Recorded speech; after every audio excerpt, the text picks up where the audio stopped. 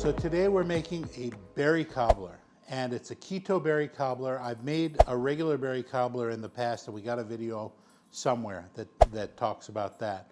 Now I'm going to show you how to do it keto, because on keto, every once in a while you crave something sweet with coffee, and this berry cobbler is great for that. Now whether you call it a berry cobbler, a berry crisp, a berry crumble, you can call it whatever you want. It's very, very good. Can't believe I said that. Anyway, so basically we're going to go ahead and start out. How do you make the topping, the crumble? And the best way to do it without using flour or oats is to use nuts and almond flour. So we start out with a half a cup of almonds. Okay, that's right. Put that in your blender or food processor. Quarter cup of macadamia nuts. Now the kind of nuts exactly that you use isn't essential. I just like this taste. I love the taste of macadamia nuts, and they go really well with almonds in this crumble. So you want about a quarter cup of the macadamia nuts. Pour that in your blender or food processor. You want to take these and you want to grind them down until they're like the consistency of rough gravel.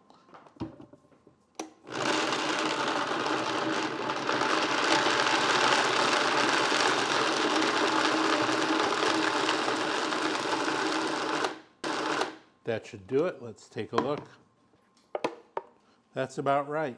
Okay, take these and pour them in a bowl. Okay, into the bowl, you put 2 tablespoons of erythritol or swerve. Okay, into the bowl, you pour 3/4 of a cup of almond flour. Now that it's all mixed up, you pour in 6 tablespoons of melted butter.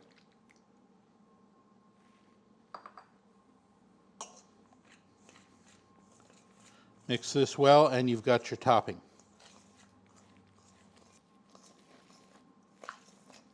Now for the filling.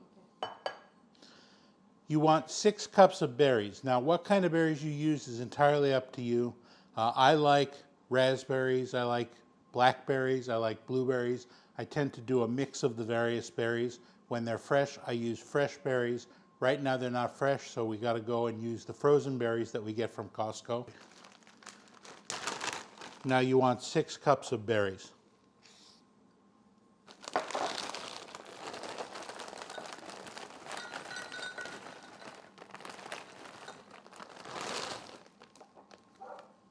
That's 2.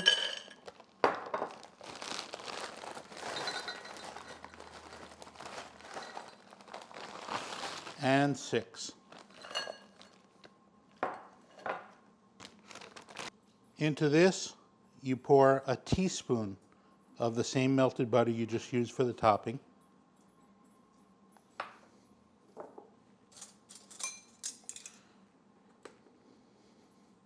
You want to put in 2 tablespoons of your favorite sweetener. I like xylitol, but you can use whatever you want.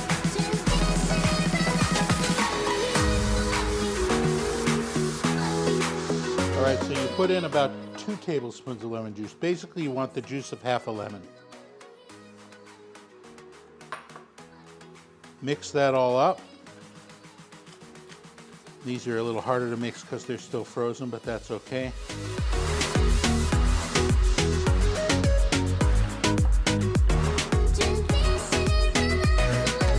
Now you want to put the topping on top.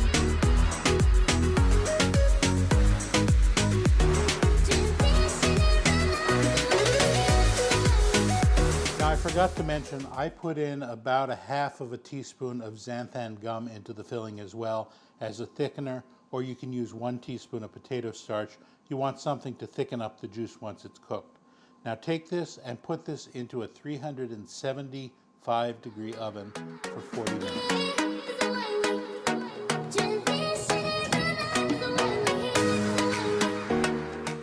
And in 40 minutes, you have your berry cobbler.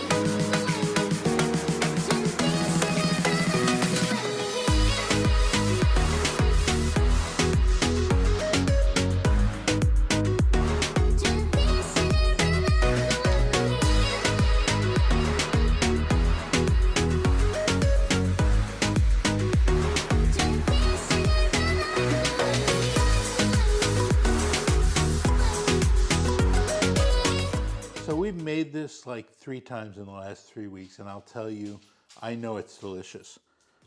But just so you know.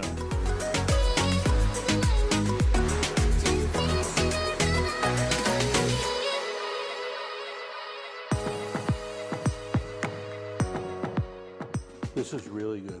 It's got the berry flavors. It's got the tanginess from the lemon. It's got the crunch and the sweetness from the topping that you put on there.